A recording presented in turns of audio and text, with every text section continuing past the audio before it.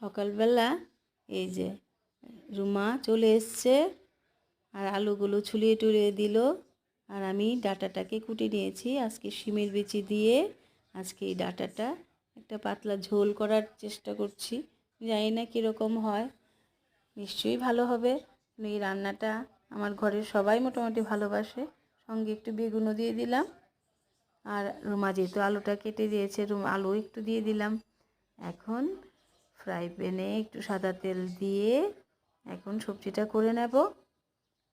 আপনারাও যদি ঘরে এরকম কচি কচি ডাঁটা এখন বেরোচ্ছে বাজারে, যদি খেতে ভালো লাগে আপনাদের, আপনারাও করে নেবেন। ঘরে একটু মূলো ছিল, একটু মূলোও দিয়ে দিয়েছিলাম। দিয়ে সোমবারে একটু হিং আর একটু জিরে সম্বার দিয়ে দিয়েছি, সেটা আমি আপনাদের দেখাতে পারিনি। আর একটু আদা বাটা আর এই যে লঙ্কা চিড়ে দিয়েছি।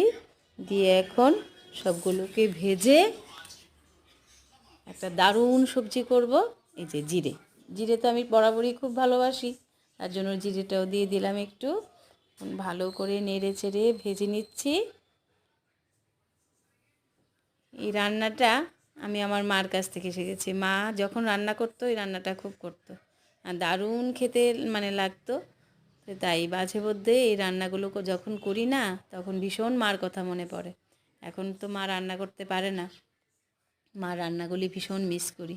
আমার শাশুড়িও খুব ভালো ভালো রান্না করতে পারতো, কিন্তু এখন ওরা সবাই রান্না করতে আর পারে না। তার জন্য আমিও ভাবি এই রান্নাগুলো সব তুলে রাখি আমার ইউটিউব চ্যানেলে, তাহলে আমিও যখন বুড়ো হয়ে যাব তখন সবাই দেখবে। জয় গুরু, সবাই ভালো থাকবেন। রান্না হয়ে গেছে।